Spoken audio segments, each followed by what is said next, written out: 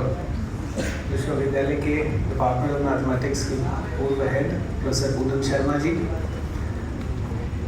our Pro-Vice Chancellor, Professor Manuka Madam, all the esteemed colleagues, विश्वविद्यालय के सभी गणमान्य शिक्षक और मेरे प्यारे प्यारे छात्रों,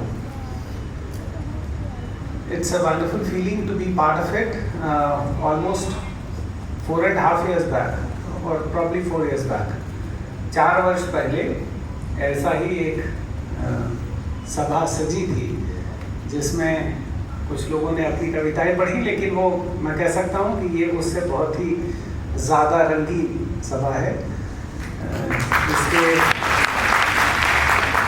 पार्टिसिपेशन के संदर्भ में भी और इसके आयोजन के संदर्भ में भी, तो आप सब को बहुत बहुत इस सभा में आपका स्वागत है। और मुझे जब प्रोफेसर आंचल जी ने कहा कि आपको आना है और ये कार्यक्रम का उद्घाटन करना है, तो जब आप किसी मिठाई की दुकान के उद्घाटन में जाते हैं तो मिठाई खरीदते हैं, आप किसी कपड़े की दुकान के उद्घाटन में जाते हैं तो वहाँ कुछ खरीदते हैं।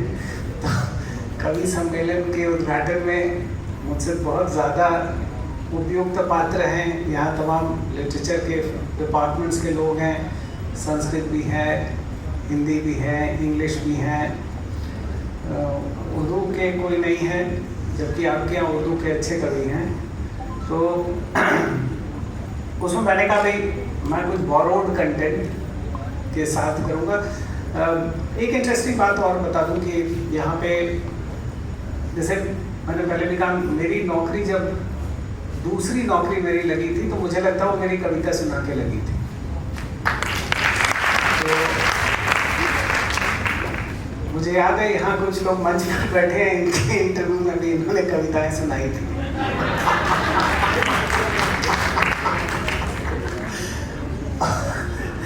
तो ये राम वृक्ष बेनीपुरी का एक निबंध है जो यूपी बोर्ड से जो लोग पढ़े होंगे उन्होंने वो ऐसे पढ़ा होगा कि गेहूं बनाम गुलाब, जिसमें वो कहते हैं कि समाज इतना ज़्यादा गेहूं ऑब्सेस्ड हो गया है कि गुलाब खोसा गया है।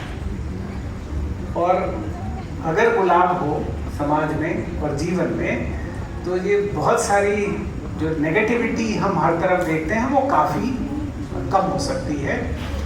इसलिए गुलाब के महत्व को पुनर्स्थापित करने के लिए विश्वविद्यालय इस तरह के आयोजन और करेगा, ऐसा मेरा विश्वास है। ये आप सबके अंदर के व्यक्ति को और परिमार्जित करता है, आपके सोच को ज़्यादा सरल करता है और आपके होलिस्टिक डेवलपमेंट को इंश्योर करता है। इसलिए जहाँ गेहूं का अपना महत्व है वहीं गुलाब का भी महत्व है।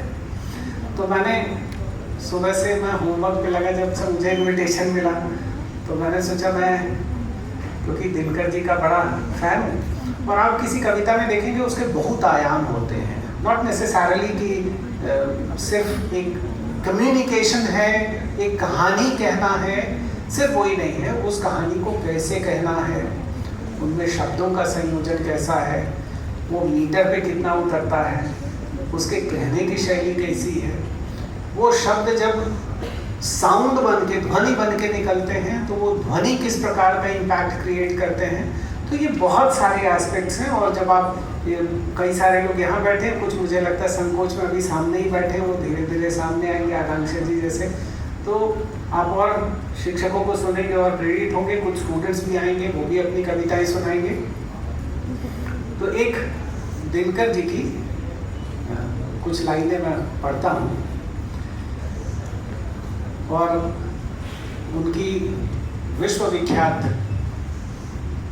महाकाव्य रश्मि रथी से आप इसके, ये तो कहानी की शुरुआत है, जो कहानी कह रहे हैं वो कर्ण की कहानी है, आप सब जानते हैं, उसकी शुरुआत है। लेकिन आप देखें किस प्रकार के शब्दों का चयन है और वो शब्द जब ध्वनि बन के निकलते हैं तो वो आपके अंदर कैसा इम्पैक्ट क्रिएट करते हैं।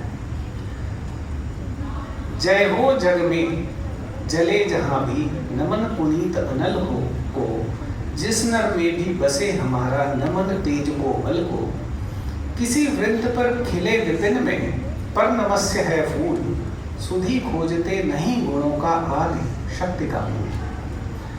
ऊंच नीच का भेद न माने वही श्रेष्ठ ज्ञानी है, दया धर्म जिसमें हो सबसे वही पूज्य प्राणी है। क्षत्रिय वही भरी हो जिसमें निर्भयता की आग, सबसे श्रेष्ठ वही ब्राह्मण है हो जिसमें तप त्याग। तेजस्वी सम्मान खोजते नहीं गोत्र बतला के, पाते हैं जग में प्रशस्ति अपना कर्तव्य दिखला के। हीन मूल की ओर देख जग गलत कहे या ठीक, वीर खींच कर ही रहते हैं इतिहासों में लेख। जिसके पिता, कर्ण के बारे में कहते हैं, जिसके पिता सूर्य थे माता कुंती सती कुमारी, उसका पलना हुआ धार पर बहती हुई पिटारी। सूत वंश में पला चखा भी नहीं जननी का क्षीर, निकला कर्ण सभी रूपों में तब भी अद्भुत वीर। ये कितना बड़ा संदेश है जिसके लिए लंबे लंबे भाषण बहुत सारे लोग कहते हैं और वो इम्पैक्ट पैदा नहीं करता है। वो कुछ लाइनें अपने कुछ शब्दों के ऐसे संयोजन से क्रिएट करती है। तन से समर शूर, मन से भावुक, स्वभाव से दानी, जाति गोत्र का नहीं शील का पौरुष का अभिमानी। ज्ञान ध्यान शास्त्रार्थ शास्त्र का कर सम्यक अभ्यास, अपने गुणों का किया कर्ण ने आप स्वयं सुविकास। अलग नगर के कोलाहल से, अलग पुरी पुरजन से, कठिन साधना में उद्योगी लगा हुआ तन से। निज समाधि में निरत सदा, निज कर्मठता में चूर, वन्य कुसुम सा खिला कर्ण जग की आंखों से दूर। नहीं फूलते कुसुम मात्र राजाओं के पवन में, अमित बार खिलते वे पुर से दूर कुंज कानन में। समझे कौन रहस्य प्रकृति का बड़ा अनोखा हाल, गुदड़ी में रखती चुन चुन कर बड़े कीमती लाल, बड़े कीमती लाल। जलद पटल में छिपा किंतु रवि कब तक रह सकता है, युग की अवहेलना सूरमा कब तक सह सकता है। पाकर समय एक दिन आखिर उठी जवानी जाग, फूट पड़ी सबके समक्ष पौरुष की पहली आग। रंगभूमि में अर्जुन था जब समा अनोखा बांधे, बढ़ा भीड़ भीतर से सहसा कर्ण शरासन था साधे। कहता हुआ तालियों से क्या रहा गर्व में फूल, अर्जुन तेरा सुयश अभिक्षण में होता है। तूने जो जो किया उसे मैं भी दिखला सकता हूँ, चाहे तो कुछ नई कलाएं भी सिखला सकता हूँ। आंख खोल कर देख कर्ण के हाथों का व्यापार, फूले सस्ता सुयश प्राप्त कर उस नर को धिक्कार। कितना बड़ा संदेश दिनकर जी, कितनी कैसी भाषा में, कैसी ध्वनियों में, कैसे शब्दों में एक संयोजित करके हमारे आप तक प्रस्तुत करते हैं। हमारे पुरानी लिटरेचर में श्रुतियों का बड़ा महत्व रहा है। तो पहले तो ऐसी कॉपी किताब होती नहीं थी, अब तो सब टैबलेट पे हो रहा है। तो जब रिदमिक कंटेंट के थ्रू कम्युनिकेशन किया जाता है तो उसका रिटेंशन इजी है, इसीलिए उसको मात्राओं में बांध के कहा जाता था कि वो हम गेय हो जाए, सरल हो जाए। गाने से उसका यादगार सिनेमा गाने हमको याद हो जाते हैं और कोई लाइन इधर की उधर नहीं होती।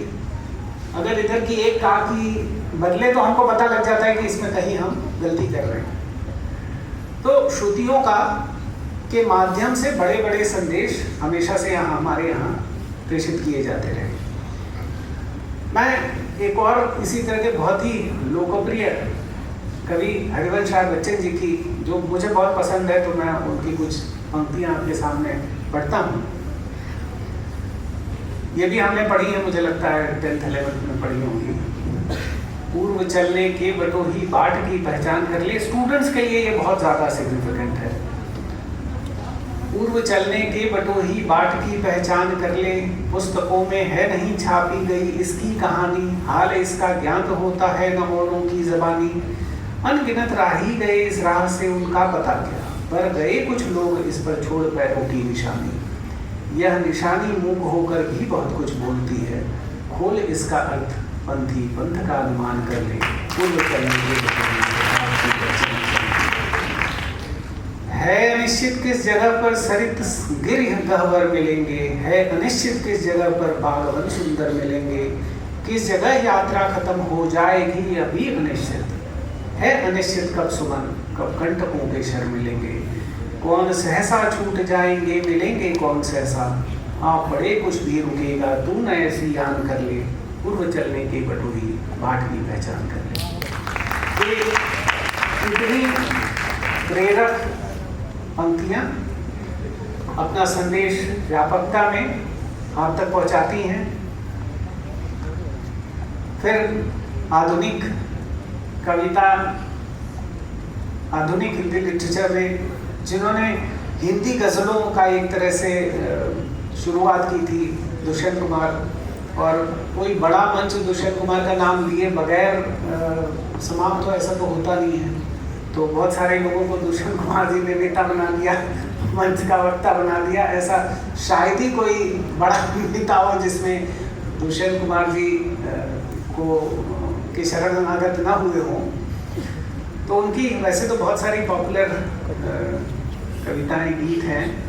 एक जो नई कविता के रूप में हम तक है, उसको मैं पढ़ूं। मैं फिर जन्म लूँगा, फिर मैं इसी जगह आऊँगा, उचटती निगाहों की भीड़ में, अभावों के बीच, लोगों की क्षत विक्षत पीठ सहलाऊंगा, लंगड़ा कर चलते हुए पाँवों को कंधा दूंगा, गिरी हुई पद मर्दित पराजित विवशता को बाहों में उठाऊंगा। इस समूह में इन अनगिनत अनचीनी आवाज़ों में कैसा दर्द है कोई नहीं सुनता, और इन कराहों को दुनिया सुने मैं ये चाहूँगा। मेरी तो आदत है रोशनी जहाँ भी हो उसे खोज लाऊंगा, कातरता चुप्पी या चीखें या हारे हुओं की खींच जहाँ भी मिलेगी उन्हें प्यार से सितार पर बजाऊंगा। जीवन ने कई बार उकसाकर मुझे अनुलंघ सागरों में फेंका है, अगर भट्टियों में झोंका है, मैंने वहाँ भी ज्योति की मशाल प्राप्त करने की यत्न किए, बचने के नहीं। तो क्या इन टटकी बंदूकों से डर जाऊंगा? तो मुझको दोषी ठहराओ, मैंने तुम्हारे सुनसान का गला घूंटा है, पर मैं कहूँगा चाहे इस प्रार्थना सभा में तुम सब मुझ पर गोलियाँ चलाओ, मैं मर जाऊँगा, लेकिन मैं कल फिर जन्म लूँगा, कल फिर आऊँगा।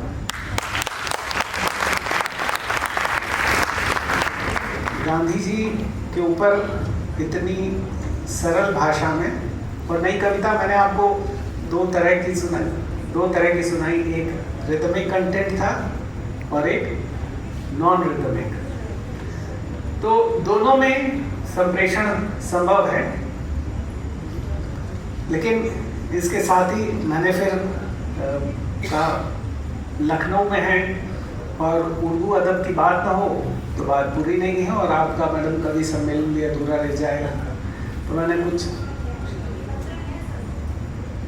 नहीं अगर उर्दू लिटरेचर जब तक पढ़ा ना जाए तब तक वो कंप्लीट नहीं है। तो मैं कुछ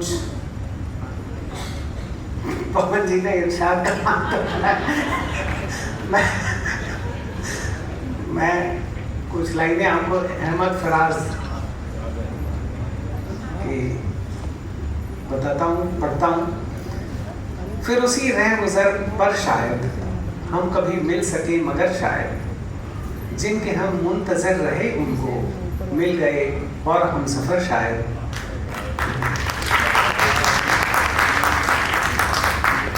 जान पहचान से भी क्या होगा, फिर भी ऐ दोस्त गौर कर शायद अजनबियत की धुंध छट जाए, चमक उठे तेरी नज़र शायद, जिंदगी भर लहू रुलाएगी, याद यारान है बेखबर शायद, जो भी पिछले वो कब मिले हैं फराज, फिर भी तू इंतज़ार कर शायद, फिर भी तू इंतज़ार कर शायद। अब अगर मैं बहुत ज़्यादा टाइम नहीं ले चुका तो मुझे पता है हमारे यहाँ जॉन एलिया पे भी कुछ लोग रिसर्च कर रहे हैं। इसका मतलब पॉपुलर है, ताली पहले बज गई। तो उर्दू लिटरेचर में भी अलग अलग तरह की राइटिंग्स रही, थोड़ी non conventional, at least in terms of usage of the words, शब्दों के इस्तेमाल के संदर्भ में कुछ डिस्टिंक्शन रहा, स्पेशली जॉन एलिया का दूसरे शायरों के बनिस्बत। तो एक उनकी गज़ल है, उम्र गुजरेगी इम्तिहान में क्या, दाग ही देंगे मुझको जान में क्या, मेरी हर बात बेअसर ही रही, नुक्स है कुछ मेरे बयान में क्या।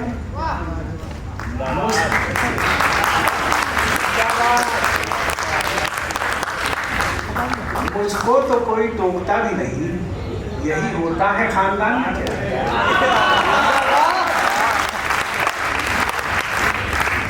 अपनी महबूबियां छुपाते हैं हम गरीबों की आन बान में क्या, खुद को जाना जुदा जमाने से आ गया था मेरे गुमान में क्या, शाम ही से दुकानें दीद है बंद, नहीं नुकसान तक दुकान में क्या, ऐ मेरे सुबह शाम दिल की शफक, तू नहाती है अब दीवान में क्या, बोलते क्यों नहीं मेरे हक में, आपने पढ़ गए जुबान में क्या।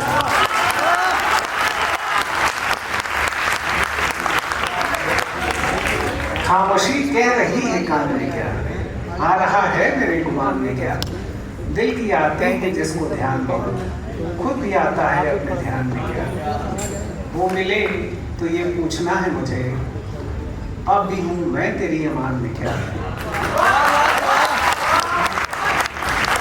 यूं जो तकता है आसमान को तू, कोई रखता है आसमान में क्या, है नसीमें बहार गर्द आलूद, खाक उड़ती है उस मकान में क्या, ये मुझे चैन क्यों नहीं पड़ता, एक ही शख्स का।